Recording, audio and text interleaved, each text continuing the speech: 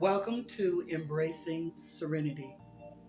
I am Dr. Helen Mahalia Lawrence, an evolutional coaching service, and I invite you here today just for a few moments so that we can really truly embrace serenity. It's also a part of the art of becoming, and that art of becoming means the art of becoming more you, a better you, a renewed you. So let's tap right in. I want to talk about a few stress responses. And then at the very end, then I'll walk you through a little 30-second meditation. Okay? Let's go. I want to talk about fight, flight, freeze, and fawn. Again, those are stress responses. Fight, flight, freeze, or fawn. The fight, flight, freeze, fawn stress response is a survival instinct that human beings, along with most other animals, developed hundreds of thousands of years ago. And I bet you didn't even know that. That's something you might as well say, yeah, it's already within me. The defense mechanism triggers by the response have been contributed to the survival of humans as they face different predators, conflict, issues from a day to day. Often termed the fight, flight, freeze response, in other words, the stress response, is orchestrated, which resides, it's orchestrated really by just your different hormones and different things. I always like to say this kind of done got off a rhythm, okay? It resides in the brain. In other words, a lot of times, have you ever been somewhere and you're talking, but your brain is way ahead of you? And somebody said, no, what'd you say again? No, I was thinking about something else, and etc. And you go on, but you kind of got stuck right there, and they're going, okay, so which one what we talking about right now? This is what I'm talking about. So with me telling you this and explaining it to you, there's several reactions people can do or people do with the fight response. This reaction creates a readiness to confront and combat at a threat directly. It manifests as assertiveness, aggression, or a proactive attitude to overcome the threat. In other words, fight mode, y'all, come on now, let's be honest. Soon as somebody walk up and they don't agree with you, I'm going to laugh. Yeah, that's what you chose to do. You decided to fight. Okay, rather than what we call get the whole explanation of the whole matter. Okay, then there's flight. The flight response. The flight response is characterized by the instinct to escape or avoid the perceived threat by seeking physical or emotional distance to evade the stressor. Both the fight and flight responses increases attention, strength, speed, and alertness. In other words, okay, flight, you know what, girl, that went over my head. I need to borrow about them. They don't want none of this. You let them roll up if they want to. Okay, you know, girl, don't make me count to three. All of those responses. But now, it really intrigued me the more I studied with the freeze response. The freeze response induces a state of immobility, a I want to say paralyzing.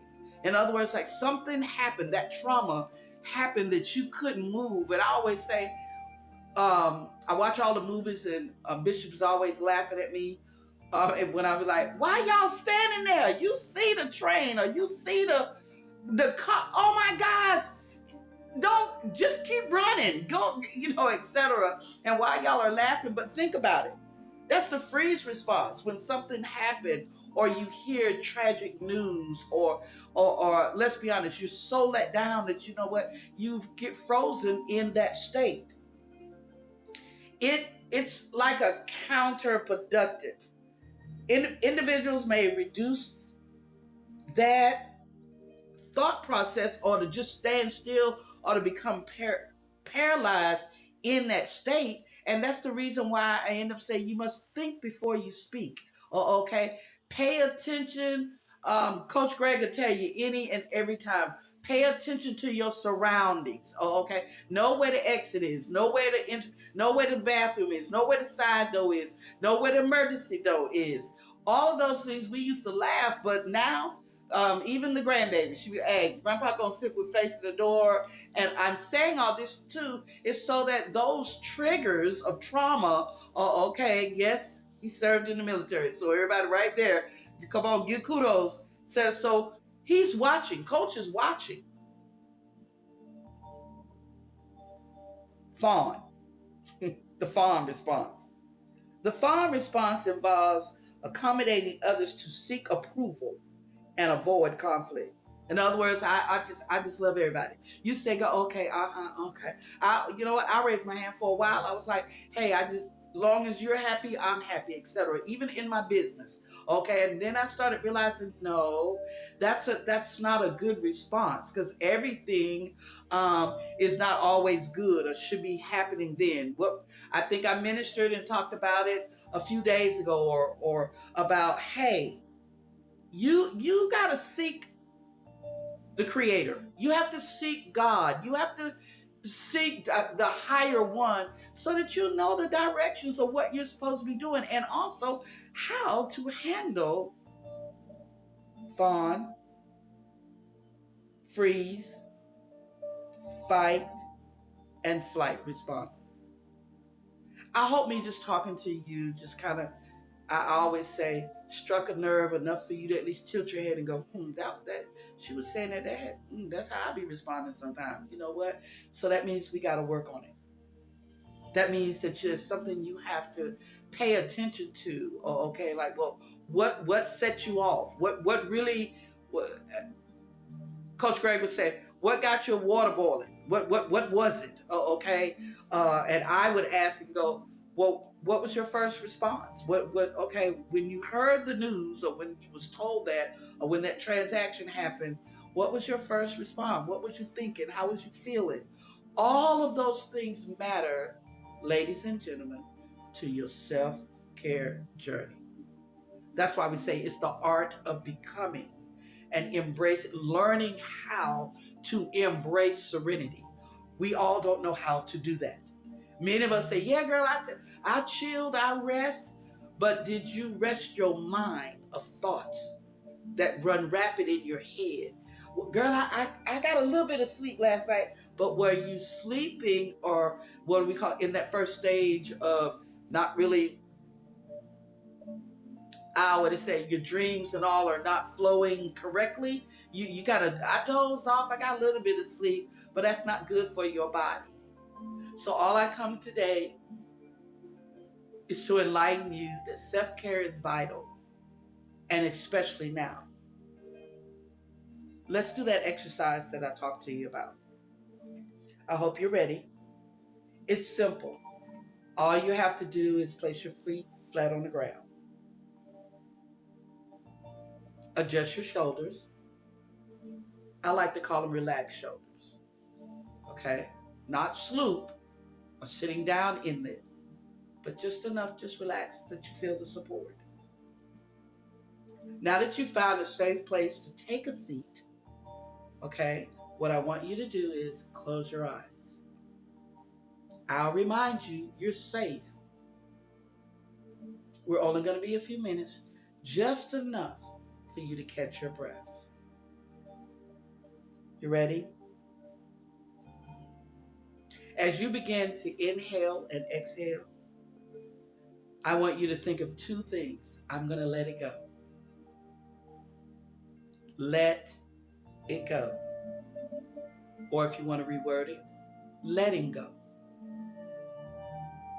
Inhale and let go of everything that is heavy on your shoulders. While it's running around, I call it, in your mind and in your brain, as it become to come front and center, just let it go. I don't want you to ponder on it. I don't want you to think on it. I don't want you to pause there. Let it go. Just let it pass on by. You know how the beautiful clouds in the sky is just moving right on past? That's what I want you to do. Just let it go pass on by. I want you to understand that all tensions, all worries, they're negative. Your negative experiences, let it go. Your fears of the unknown and the new, let it go. We don't sit or wonder in fear. I even want you to let go of your limitations. Because, see, while we're sitting in this moment, you say, I can't do this. You want me to sit still? Yes, you can. Bring yourself in. Every thought that comes to, just let it go. Now, as you exhale, let it go. Yeah, it's that easy. Let it go. As you inhale in, you're inhaling in strength, wisdom, and direction.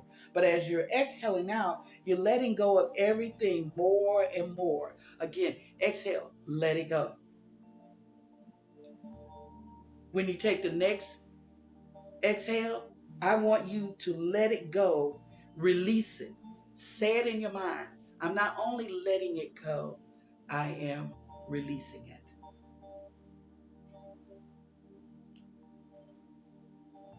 If you'd like, open your eyes, adjust your body, gather yourself.